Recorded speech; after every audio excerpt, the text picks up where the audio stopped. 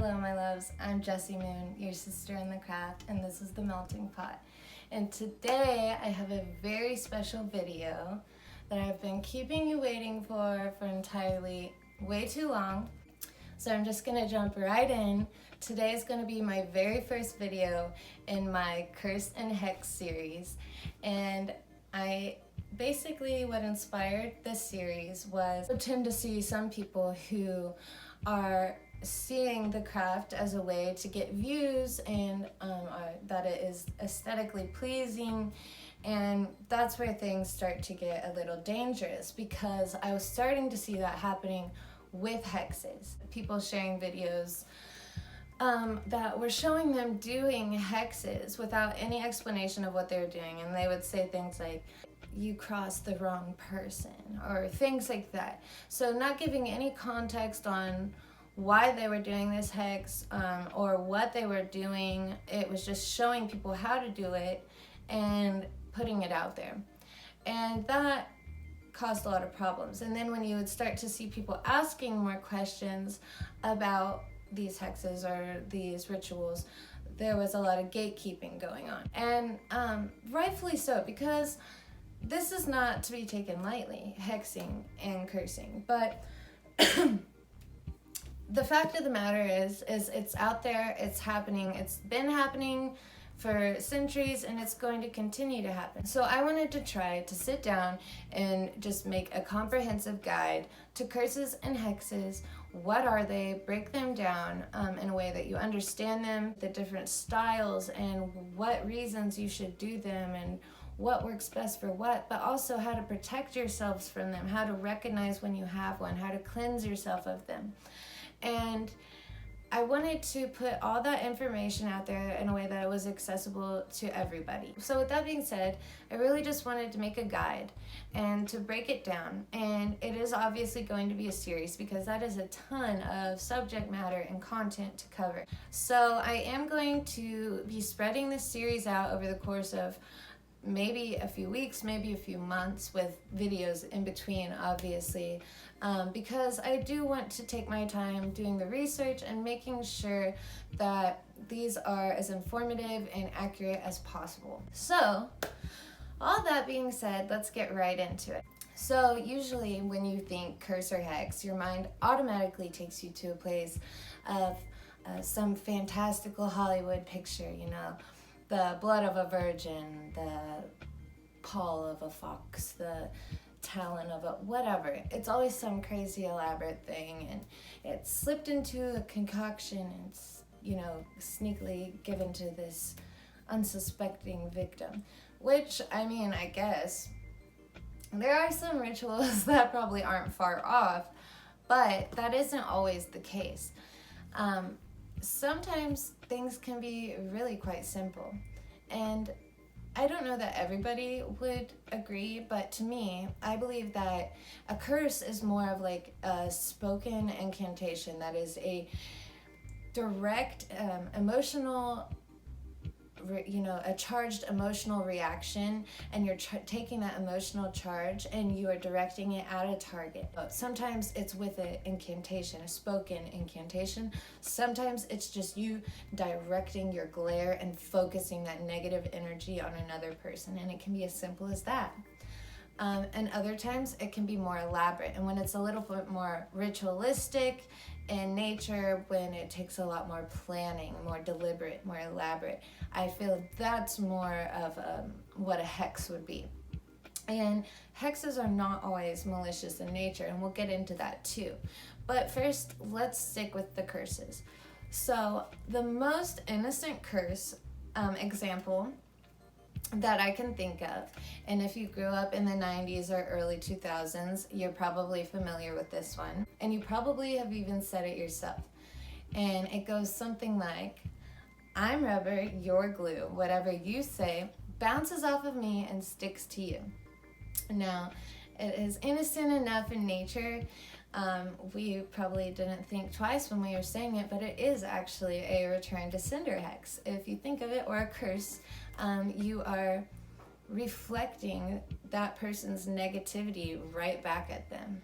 And it was something we used to say, you know, when somebody was being mean to you or was taunting you. And that would be just a really good generalized, you know, a general example of a seemingly innocent curse. Another example of a curse could be you're on your way to work, this car has been riding your ass for miles, and then it cuts you off and they're driving sporadically and you're just so mad, you're so angry, and you're looking at them and you're like, oh, I hope you get a flat tire and I hope you get pulled over, and you just direct all that negative energy at that person, at that target in that moment with an intention. That is a curse. Seems innocent enough, right? But you are directing your energy, and energy is a very powerful thing. Now, your energy even has the ability to shift another person's energy. You know, when you're sitting in a room and all is fine, and then maybe your dad or your spouse or your somebody in your life walks in and they're just in a bad mood, and you feel it instantly. They don't even have to say anything, and their energy shifts the entire room. That shows how we as humans carry our energy, and with carrying that energy have the ability and the power to affect the energy of those around us. Now, you also have curses that can be even accidental, and I will use the evil eye for an example here. And I think I might even do a whole video on the evil eye later on, because there's just so much on that one topic. But the evil eye, in short, it is a very popular belief in Middle Eastern, Mediterranean cultural backgrounds.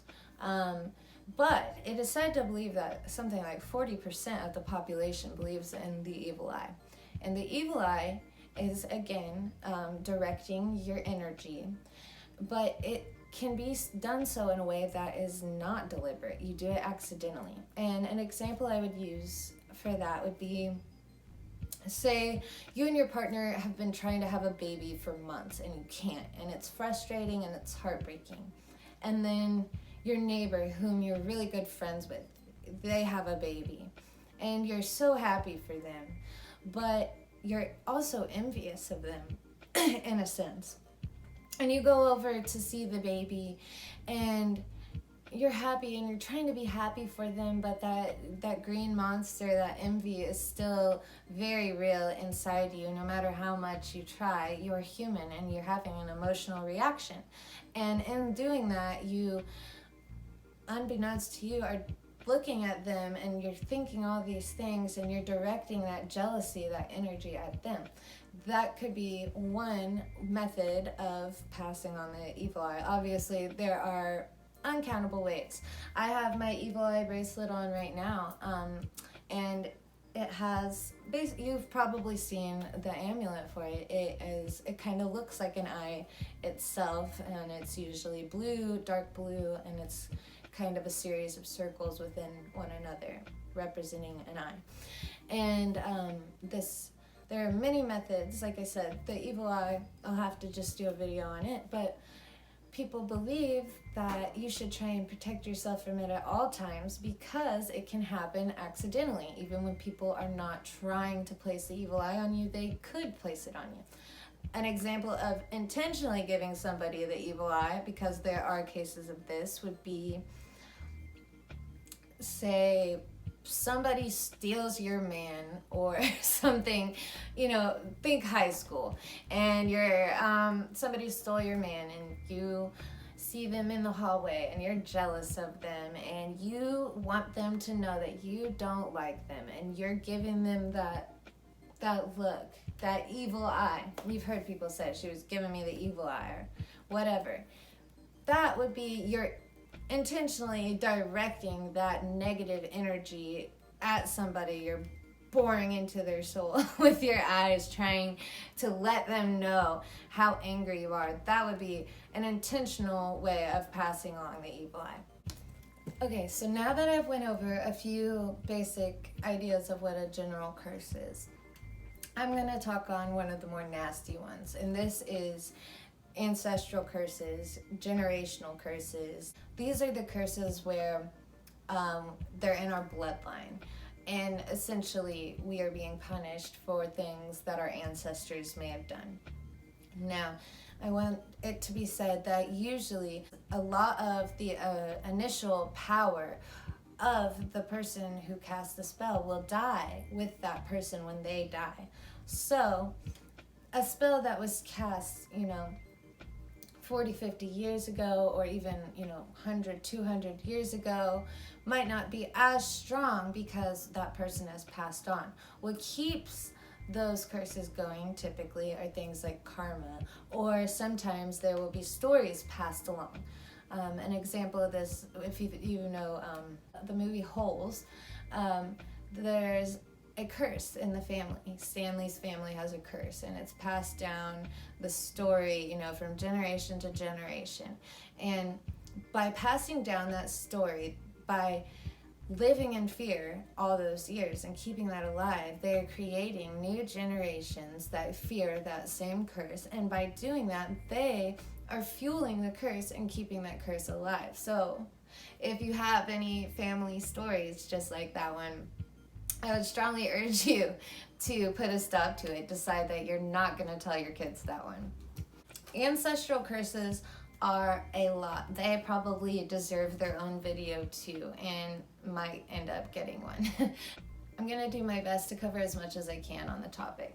So, ancestral curses, there are levels to them too. They're not all created equal. There can be points of activation. Say, when this person reaches the age of, it can be put on an activation point of gender, the second son. It can be the firstborn. It can be activated when a woman goes into labor, or when a woman is experiencing birth for the first time. It can be activated for men. It can test their masculinity in different ways. There are many different ways. They also can lead to patterns within a family. And these are ways to identify if your family has an ancestral curse. And I'm not just talking like, it can't just be as basic of a detail as like, oh, everyone in my family has addiction, so we must have a family curse of addiction. You want to look for details. You want to see at what age did addiction start to afflict this family, and try and make ties to the patterns. Look for really small details, patterns that you can actually pinpoint things. And when you're doing this, I will warn you, because I have been doing some ancestral work lately, and I have found some things that were really hard for me to hear, and really hard for me to find out and to read about. And you might find things too. But it's important not to carry the guilt with you of your ancestors, but to recognize what they did as being wrong, and to saying that that it ends with you, and that you are going to make sure that you and yours do better. And it can be really healing in a lot of ways too, but it is not for the faint of heart. And there's a lot of stuff that it can be hard to hear. But I think this work is really important. It's important in understanding ourselves. It's important in healing those ties and ancestral wounds, and moving forward in our power and becoming better practitioners of magic. Now that we've went over what curses are, I wanted to touch more on hexes. And like I said, that is a very generalized list. I wanted to try and keep this video shorter because I don't want to start to lose you guys. And I've noticed that you seem to enjoy the shorter videos a little bit more, so I'm going to try and do more of that. But if there are any topics that you feel I kind of just glossed over in this video that you want to learn more about, drop them in the comments below, and I would be happy to elaborate on any of it for you.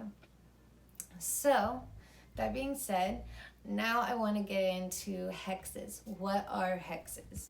Now, Not everyone agrees on this, but most will say that a hex is any kind of magic that bends or alters the will of another person to benefit yourself. Now, with that logic, that would also insinuate that love spells would be hexes as well, which would mean that hexes are not always malevolent in nature, and that's true. Now, that doesn't mean that love spells cannot be, because they can be. If you're trying to force somebody who has absolutely no desire to have you in their life, that would be seen as malevolent. So, but to each their own, to which their own. I am just giving you this information. A lot of witches live by the rule of 3. And when I first started practicing, I did myself live by the rule of 3. It is a Wiccan concept. The law of 3 states basically that anything you put out into the universe, whether that be good or bad, you get back times 3 times 3 times 3. So, the law of 3. A lot of witches, because of this, are hesitant to use hexes or curses in their craft. I refuse to use the term dark and light magic. I've said it time and time again, and this is why I no longer live by the rule of 3. If my craft has taught me anything, it is that it has taught me balance. And life is not all black and white, good and bad, nice and evil. There is always good in the bad, dark in the light, and vice versa, bad in the good. And you have to be able to recognize that. I think it's a very powerful thing once you do recognize that. And I have found that sometimes life calls for a different kind of magic. And that is where these types of spells and this type of magic comes in. Now, even if you decide you do not want to use curses or hexes in your life, in your craft, in your path, that is fine. And I commend you for that. But you still need to know as much as you can about these things and how to protect yourself from psychic attacks, from hexes, from curses, and how to recognize them, how to remove them if you somehow fail to protect yourself from them. And that is my goal here. Even if you do not choose to utilize these things in your craft, that is fine. I just want you to have the knowledge and the information so that you can attempt in every best effort to protect yourself from these things. And then, if by some chance these things still get in, you know how to recognize them and how to remove them. So just keep that in mind. Curses and hexes have been around for centuries.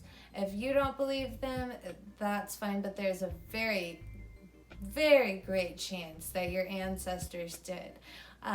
Hexes and curses are seen all throughout history, all throughout different regions and cultures. In hoodoo, they call them jinxes. They have foot tracking magic where there are objects that are placed in their path, and when they're walked over, they're activated. There are cross conditions. In Germany, they coined the term hex. They even believed that that hexes were responsible for their cows drying up or their horses going lame. We talked about the evil eye, which is very popular in Middle Eastern regions. And hell, even the Bible talks about generational ancestral curses. I mean, the curse of Adam and Eve. It talks about in the Bible, God coming to visit people up to like 4 generations back for curses. So this has been seen all throughout many different backgrounds, all throughout history, and it was widely believed and widely practiced. So just keep that in mind. So there are many different types of curses and hexes, and with the hexes, I don't want to get into too much detail yet because I still want to do a video talking about how to protect yourself, how to ward and banish and all of that, and how to recognize and remove them before we get into any casting. And I definitely am going to start with some more mild ones before we get into any more intense, heavy ones. But some examples of hexes, like I said, if you have love spells, you can think in terms of protection. To free somebody out of your life, there are return to sender. There are many different hexes for many different occasions. Some of them are very simple in nature, while some of them call for lots of ingredients, lots of tools, certain times of the month, times of the day. So it really just depends, and it's important to know how to differentiate from when is an appropriate time to use one of these hexes and when's an appropriate time to use one of these. So you got to kind of know how to weigh that, and I want to make sure we cover all of that. So I'm really excited to have gotten started on this with you, and I can't wait to start breaking it down and getting into it with you, getting into the nitty gritty. So like I said, make sure you keep everything that I said today in mind. Be looking for patterns, for details when trying to identify ancestral curses, activation points, areas where you've really struggled. For curses or for hexes, you want to look for areas of your life that are particularly struggling. If it came out of nowhere and all of a sudden a lot of bad is happening after a certain thing happened with somebody, there are lots of different ways for you to pinpoint. And if you need help with any of that, please feel free to reach out. And if there's anything, like I said, that I mentioned today that you feel like I kind of just glossed over and you want me to touch a little bit more on that, drop it in the comment below and I'll be happy to get that to you and try and break it down a little more. But that is all I have for today. Make sure you have your bells on so you don't miss the next video in our series. Like I said, I am going to break them out a little bit. It's a lot of ground to cover, a lot of content, and I just want to make sure that I'm making these videos as informative and helpful as I possibly can. So thanks for joining me for another video, and until next time, bless.